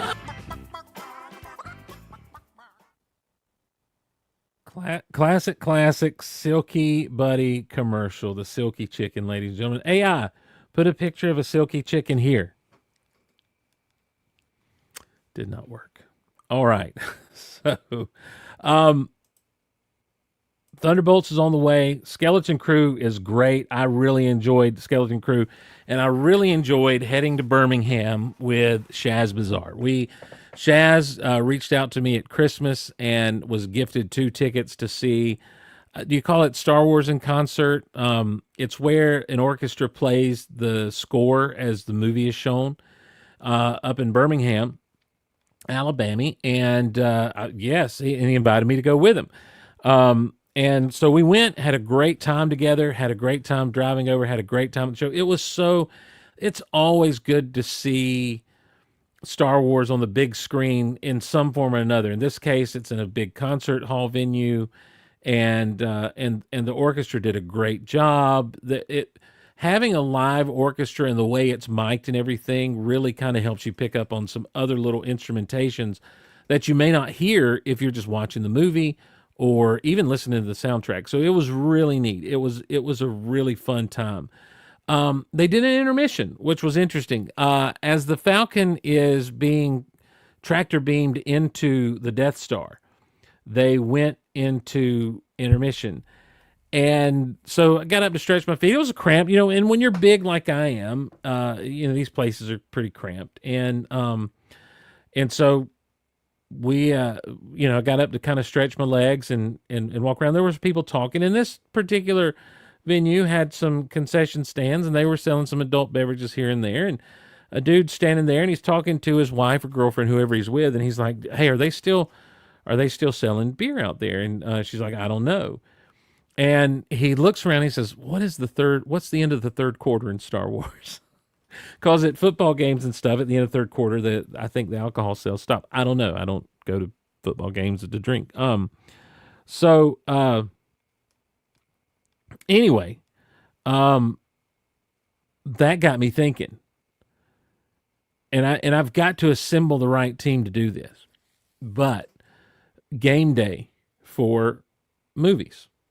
Like you have your whole panel sitting there, and you've got you've got your usual suspects. You got Kirk Herbstreit, you got Lee Corso coming in to put on the big helmet. You got Pat McAfee's there, and they're going down. They're doing all their picks and everything, and it is okay. Now wait a minute, Tintin. I'm sorry. Tintin says Punisher killed the leader. Red Hulk brought him back, according to AAB's Marvel Encyclopedia, Adam Bray's Marvel Encyclopedia. I think there's more to it than that. And I'll find it. I'll figure it out before it's all said and done. So, um, he died in issue 400 of the Incredible Hulk. There was this whole thing. He had a whole. The leader had a. He died even well before that in the pages of the Incredible Hulk, but he came back. He always came back. He had died, I think, and came back with the popcorn head at one point. But anyhow, the leader, and he had this whole little we have now departed my bit that I want to talk about and going back into comic book talk. Thank you, Lakehead Troy. Game day for the movie is a great idea. I want to leave your comment up so I make sure I get back there to it. He'd had the leader put together this whole utopia for sick people. He had healed a lot of folks, made some machine to heal people or some such. And I don't, there was some plan behind it all with him. And Marlo had been killed. This was at the time Rick's girlfriend. Marlo had been introduced to us through when Hulk was a leg breaker in Vegas as Joe Fixit. And then Rick Jones met her and they fell in love. And so it was a whole thing. She'd been killed somehow. And so Rick took her to the leader to possibly revive. And somehow, I haven't read it in so many years, but somehow everything falls apart. And the leader, I think, was killed in the midst of that.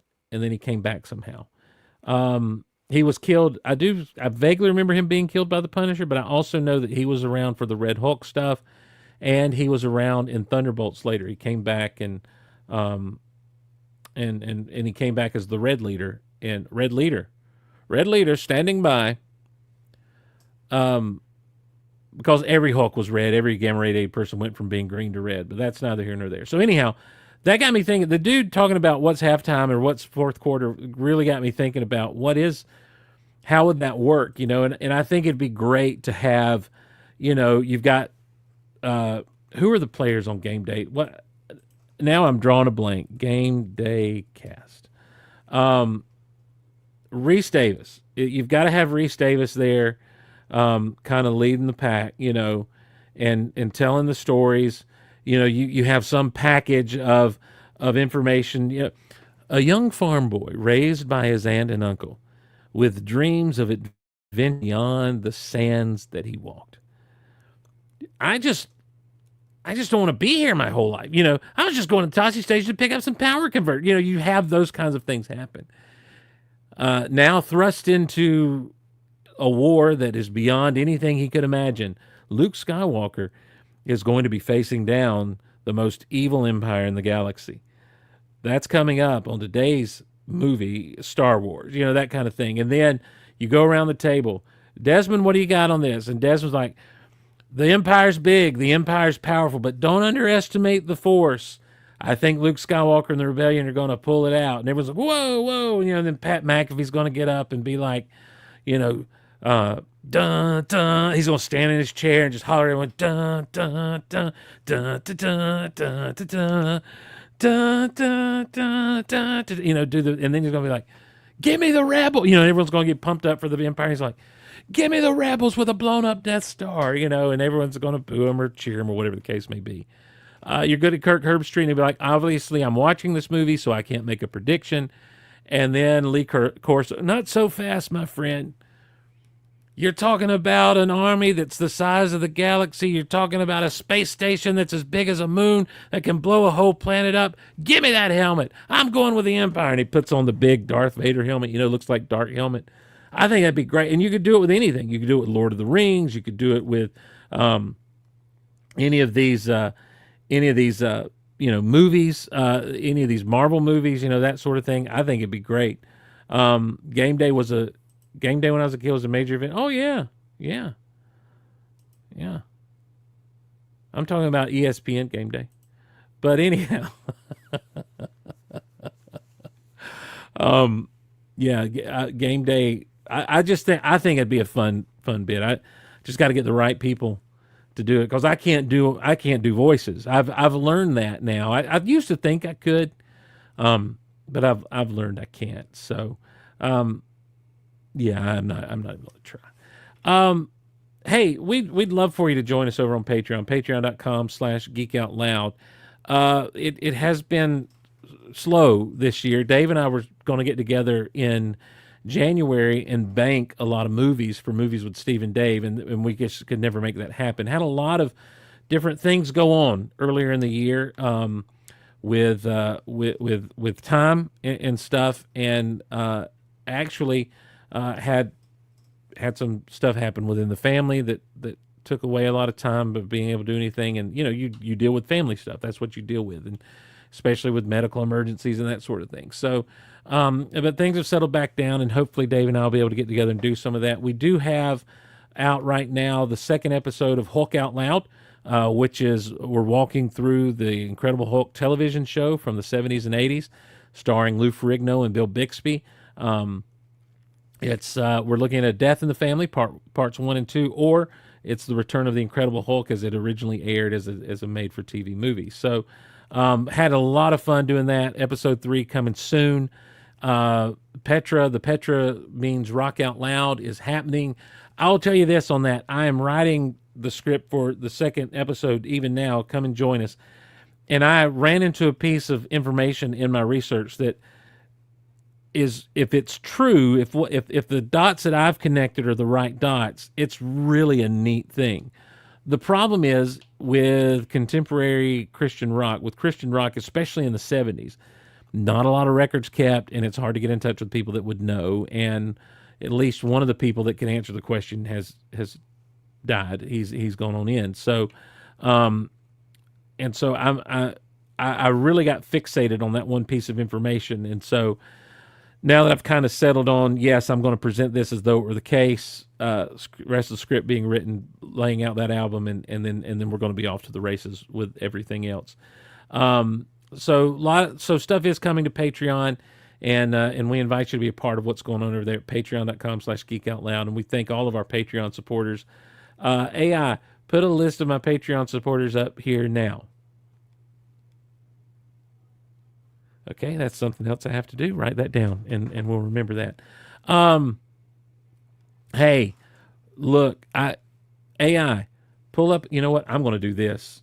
I'm not going to trust AI to do it. Toylanta 2025.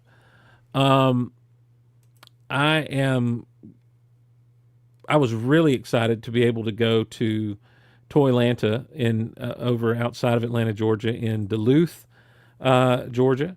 And I got to go with Lucas, aka Lethargic Chewy.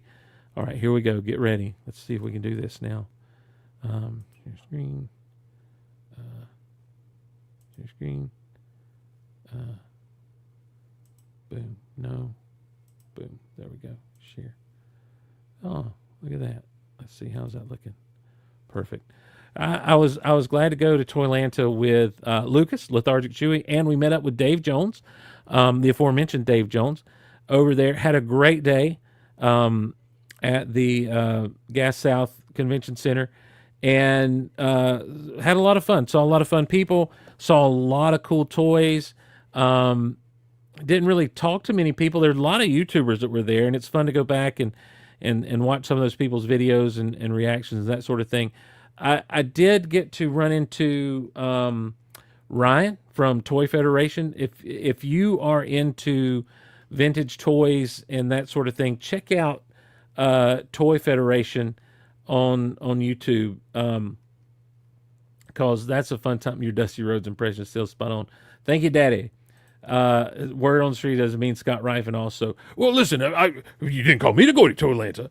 I'm clearing out the storage building. I'm showing everyone what's there, and I've got some really neat stuff. And sometimes I think I may be a little crazy for some of the stuff I keep. And then I think, no, I'm right to do this because I'm Scott Rifen. I'm Scott Rifen. I'm Garrison Rifen.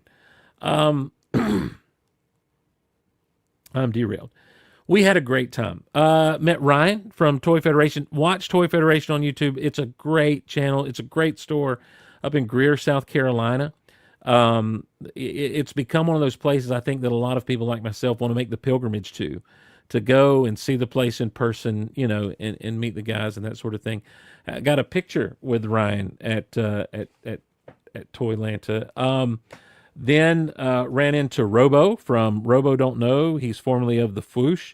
Robo does a great job with his weekly rewinds of laying out kind of the latest news in 6-inch toys, 6-inch scale toys, and then oftentimes throughout the week he'll do what he calls play days, where he shows off some customs.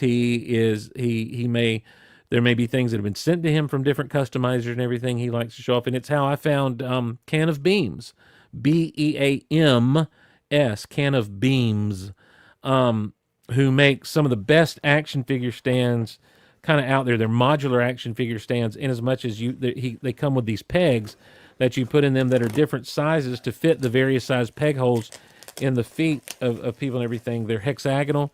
And they're really cool. I actually have some right here. But he also does some various effects and stuff that you can enhance your action figures with, and I really enjoy his work. He's got some different flight stands that you can display Goblin gliders, Silver Surfer, other vehicles and stuff. It's worth checking out, canofbeams.com. Anyhow, got to meet Robo, talk to him really quickly. Super nice guy, super friendly. And let's see, who else was there that I wanted to run into and meet and shake hands with? Pixel Dan of Pixel Dan. He's a nice dude. I really enjoyed speaking to him. Got to give him a hard time because he had run out of copies of his book, his Motu book. That's Masters of the Universe. And it's just, so I got to kind of pick on him a little bit, and he was a real good sport about that. So, yeah, so those were 3 people that I really just kind of wanted to meet, get a quick picture with and everything. And they were kind enough to do that. I did, speaking of the aforementioned Michael Mercy, I've got to send you a picture. There was a dealer there with four vintage Fortress, I believe they were vintage, Fortress Maximi, all in box, just lining the top of his shelf event. So that was pretty crazy. But one thing that happened is at this particular place, there were some toy companies represented. The Mythic Legions people were there. And it's always, golly, man, they just finished up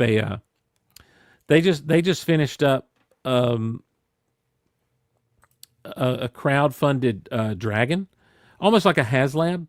$500 for the dragon, plus there were some accessory things that were extra. I mean, all told, if you went all in on all that they were doing, there were some extra wings, which were huge, some fire effects, which are big.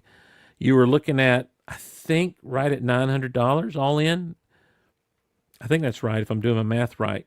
I just couldn't do it. Couldn't pull the trigger on that, but I wanted to. That thing, 35 pounds, they said, most likely, when it's all done and produced, 24 inches, I think, or more, 28 inches from tail to tip to tail, nose to tail. Super detailed. It was cool to see that in person. It was absolutely amazing. And then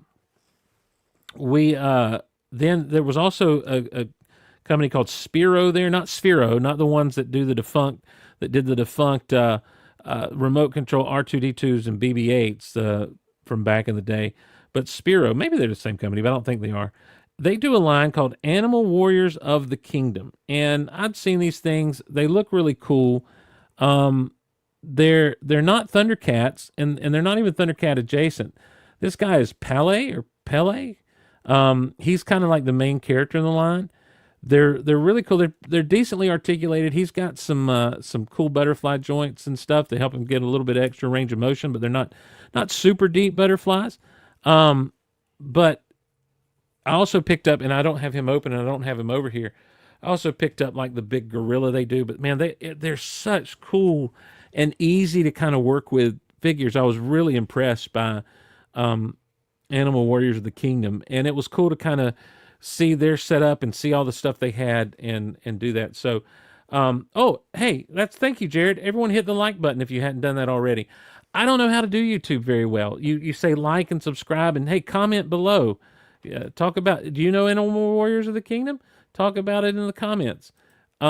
I don't know that anything's happening over on Rumble, but that's fine. That's fine. Um, I got some that says someone commented, uh, but I don't know. Anyway, not important. Then let's not get distracted. So it was really cool to see those things at Toyland and to pick some things up that I hadn't really messed with before. I didn't bite the bullet on any big purchases. I just can't afford super big purchases right now, though I was pricing some Metroplexes. I think, to me, I never had Metroplex as a kid, the original G1 Metroplex Transformers. And he's one of those dudes that just captured my imagination. Here's a city that turns into a robot. Now, scale-wise, he wasn't bigger than like an Ultra Magnus, or, he was big, but he wasn't like humongous as you want a city to be. But it was just, and there were secret things, like I guess in Japan he was called Scramble City. And so you could actually take different combiner transformers and plug into ports on him, and hence the scramble aspect of it all. But I was pricing some out to kind of see if maybe I could justify walking away with one, and I didn't. I kind of held back, but I don't know. I'm thinking that might be kind of a goal in my collecting pretty soon is the old Metroplex, the G1 Metroplex. And I don't know if it'd be funner to maybe like get a body that's in good shape and then start to chase down all the parts that, there are little parts and pieces that are a little bit harder to find than anything else, or just go ahead and, buy it all at once. I don't know. I don't know what would even be cheaper to do. So haven't researched it that much, but it was cool. There were several booths with them, and it was just, it was a great time. It was a great time hanging out with Lucas, great time hanging out with Dave Jones. Always great time seeing Dave Jones. And here's what we did. We left a whole section out that we didn't go to. There was a section of like some great creators there. They were doing it kind of in conjunction with PowerCon this year. They were called Power Up Toyland. I don't know that it's like officially PowerCon, but there was a heavy Masters of the Universe focus, and there was a whole showroom with some independent toy makers and stuff we didn't get to go to, but because we just didn't. I don't know what we were thinking. Like we should have walked around and looked a little bit more, but we didn't, and that's on us. But we made some good rounds, had some great times, and it's always fun. One of the fun things I have when we go to things like this is getting other people to buy things. So we sat through a panel about the lore of Masters of the Universe, and so that got Dave Jones on a big He-Man kick, and he bought himself a He-Man, which was great to see. I tried to get him to buy a vintage one, and he just wouldn't bite the bullet on that. I was trying to get, I forget what Lucas walked away with, but man, I was trying. I love to watch people spend money. It's always fun. There's been a little bit of controversy in the old toy world here lately. I don't want to get into all that, though. We'll talk about the Maximum Marvel Legends stuff later. Just because we're running out of time. I want to, WrestleMania is coming up this weekend. I mentioned that. I billboarded that at the top. Cody Rhodes, John Cena, genius stuff they're doing over there. I think I'm going to try to get with Dave after WrestleMania to kind of do a WrestleMania wrap up for all you Mark Out Loud listeners from back in the day. Daredevil. Someone asked about Daredevil. I guess today the season finale dropped. I haven't watched all of it. It hadn't been bad. There's been a lot of talking, though. A lot of talking. And a lot of discussion. And then there are moments just to shock you. So that's all right, I guess. It's been pretty good, I guess. Daredevil, go back and read some of Stan Lee's original Daredevil. And I know, look, I think you can make the case that a lot of people had the same voice in Stan Lee's days of writing the comics back in the day. Everyone was quippy and funny and lighthearted. And, Daredevil, the man without fear, was not all broody and stuff. And somehow he became, I don't know if it was because of Frank Miller's doings or who did it, but somewhere along the way, Daredevil became not just Marvel's Batman, but like the Marvel's whipping boy. And that's unfortunate, and so that's played up a little bit here in this series, but it's not bad. It's great to see Vincent D'Onofrio back as the Kingpin.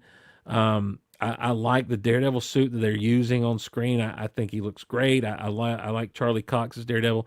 The show's not been bad. It just hadn't been that comic book show that I want some. I love comics, and I love the action and the fun and the the colors and everything else. So that's that. But I've enjoyed it, and so if the finale is out now, I'm sure I'll see that pretty soon. So it's I think it's worth your time. Ultimately, I tell you what I think is really going to be worth everyone's time is the new Superman. I'm unashamedly saying I'm looking forward to it. And again, a lot of my comments that I would make here have been made already over at the Super House of L. So check out Derek and I and the Geek of Steel, Luke from Great Britain. Give a listen to us talking about it, because we have a lot of fun breaking down the sneak peek and the teaser and everything that's come out. It's just been a really fun time. And they had me at crypto, to be honest with you. That's not something I ever thought I would say, that they had me at crypto. That stuff with crypto is just, it's almost perfect. I mean, like you couldn't have told me that would be the case. You just couldn't have. I would have never thought in a million years that I would be buying into Crypto the Superdog on screen. But I will say this, James Gunn he's the guy that got us to buy into a raccoon, a talking raccoon and a talking tree, so yeah, I think, yeah, I'm there for it. I'm there for Superman. I like fighting a big monster in the streets of Metropolis. I like Luthor, and I don't know. I'm interested to see where we're going. You've got so many other characters in there, and I hope they don't take away and detract from what's going on with Superman. But who knows? Who knows what'll happen? I just know that it's always fun to see Superman show up again. Here on the tail end of, on the heels of the ending of Superman and Lois, which I have mixed emotions about the way that show ended, but I love the show as a whole. I thought it was a really well done show, and I think they nailed Superman. I think they nailed Lois. I've never been scared of Lex Luthor until that show, and they made me scared of Lex Luthor and scared of what he could do to Superman. The Superman Doomsday fight, which it wasn't really Doomsday, I know, but might as well have been. I mean, it's meant to be, and gee whiz, just what a great concept of a show. Superman and Lois all grown up with kids, and you kind of worry from the outset that the kids are going to take over the whole narrative, and they don't. And so you get Clark as Clark, and you get Clark being Superman, and they swung for the fences in every season, and I feel like knocked it out of the park. So if they stumbled running around the bases on the finale, then you know what, more power to them. Overall, it was a great show. So now, coming off the heels of that, for a Superman that's kind of resetting. I know we've had Peacemaker and the Suicide Squad, and I don't know what fits where and who fits into what universe, and I know there's Creature Commandos and all that stuff, but Superman, I mean, he's the one. He is. Roman Reigns isn't the one. Superman's the one, and so I'm looking forward to July, and I'm looking forward to the hype machine ramping up for Superman. More trailers, more, an actual trailer, more TV spots, little things that we'll get to see here and there. And anytime you have kids excited about Superman, anytime you have Superman saving a kid, I'm there. I'm down for it. And I hope it's a kid-friendly movie. I hope that kids see Superman and feel the same way about Superman as I felt about Superman the movie and Superman 2 as a kid, because there's just something magical and something great about a character that you can just look up to that's just good, a character that even in a world that may not be good, is just good. And I think that's what I really, really dig about Superman more than anything else. And if I've had a problem with any characterizations of Superman in a in an outside of the comic medium, it has been those times where we feel like we've got to explore the psyche and we've got to challenge the status quo of who Superman is and what he is and what he's all about and make him question himself and everything else. Superman is good, and I think that if James Gunn can bring that about, if James Gunn has a vision where Superman is good, then I think the movie will be good, and I hope that it is successful. I don't root for these things to fail, but I'm also not ignorant as to why they fail, and why they have failed over the past several years. On the DC side of things, there's been a disjointedness in the creative process. On the Marvel side of things, there's been a direction they decided to take that just does not do well with general audiences, and hopefully those things can be fixed and worked out as time goes on. Having said that, this Sunday is Easter. Happy Easter to those of you who celebrate. To those of you who don't, happy Easter to you too. You gonna get mad at someone wishing you a happy day? I love Easter because you talk about Superman being good. There's no one better than Jesus. I know there are people. Easter's pagan. Easter, stop. Go watch Wes Huff's video about Easter not being pagan. The thing about the celebration of Easter is we are celebrating the perennial event in all of Christianity and all of Christendom, and that is that Christ rose from the dead. We don't have a ton of time to get into it here, but I will say this, that when you look at history, there was a man named Jesus from Nazareth who did indeed walk the earth in history. He was crucified, and for many people, they say, well, that's it. The problem is that was not it. The stories and the tales of his resurrection are out there from eyewitness accounts. Paul said that he appeared to over 500 people at one time. You had these people who had their eyewitnesses. And so let's talk about those eyewitnesses. Let's talk about those followers of Christ who said he was risen, who were accused of stealing a body. How are they going to get past a Roman guard to steal a body? And then how would that go with the leadership of Rome? Not well. Not for those soldiers, not for the Romans who were set to guard the tomb. But also, then what do you do after that? So you're going to go around and tell everyone he is risen, and eventually people are going to get so mad about that they take you and beat you, they throw you in prison, they put you to death. What? I'm going to die for a lie? Is that what we're saying? Those people died for something they knew was a lie? Because again, historically, they were all martyred, except for one. John died of old age. But so, it wasn't. Listen, it wasn't the day of televangelist and people wetting their palms with the money from the ministry. These are people going and doing things and putting themselves in poverty to spread the message of the gospel. So they thought he was alive. Then there's the thing of, did he die? Sure he did. All you have to do is study a crucifixion and realize the Romans knew what death was.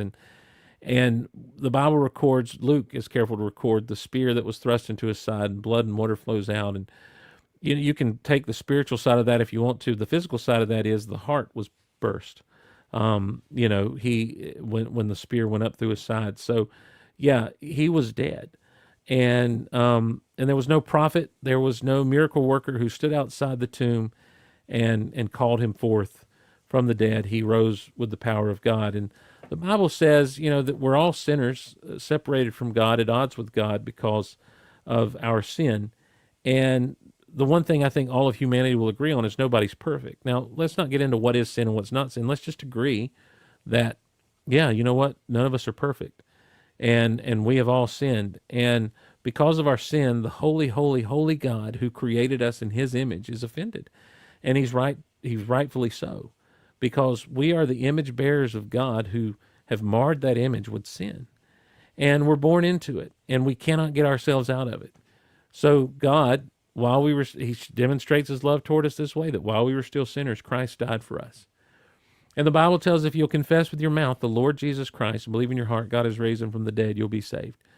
So by faith, we trust that he's alive, even though there's evidence that he is alive indeed.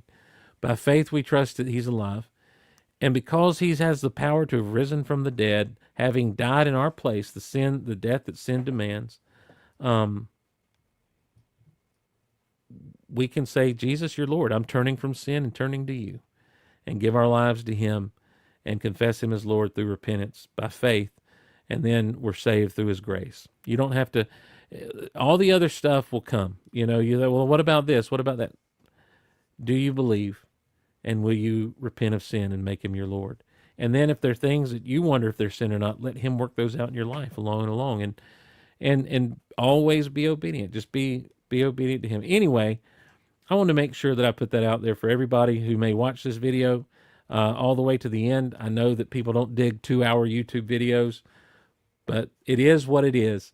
And I want to thank everyone for joining us. Don't forget to hit the like, hit the subscribe. Email is geekoutonline@gmail.com. The Patreon is patreon.com/geekoutloud. Would love to have you guys support us over there if you're so inclined. There may be some changes coming to that soon. I just appreciate you all, and hope you have a good whatever. As what is that from? Oh, isn't that what, is that, does Janine say that? No. And have a good whatever. No, that's Superman 2. And have a lovely whatever. So that's going to do it here at Geek Out Loud. For those of you who's watching this for the first time, this is what Geek Out Loud is. Maybe next time I can have the AI whipped into shape and have some images show up so you don't have to look at my ugly mug the whole time. We'll have guests and stuff on. It's Geek Out Loud in 2025. We'll probably see you in 6 months. Let's be honest about that situation. Mediocre action figure photography coming up sometime soon. I thought about a theme of Captain America. It's probably just going to be a bunch of different stuff going on. Celebration Japan, Star Wars Celebration Japan, right around the corner. There'll be all kinds of news coming from that. RFR has you fixed on that. Rebel Force Radio. Check out Jason and Jimmy Mac over there. They'll make sure you get all the news you need there. Superman News, Super House of L. Check them out. Check out Scott Rifen, the aforementioned Scott Rifen at Straight Talk, his podcast on iHeartRadio, wherever you get your podcast. Check out Deucecast. I was on there recently. The Deucecast movie show. The Deucecast movie. Just check them out. They're great guys and worth your time, worth paying attention to. Thank you all for joining us. Hope you have a great evening, great morning, great afternoon, whenever you stumble into this. And we'll see you around the Golaverse.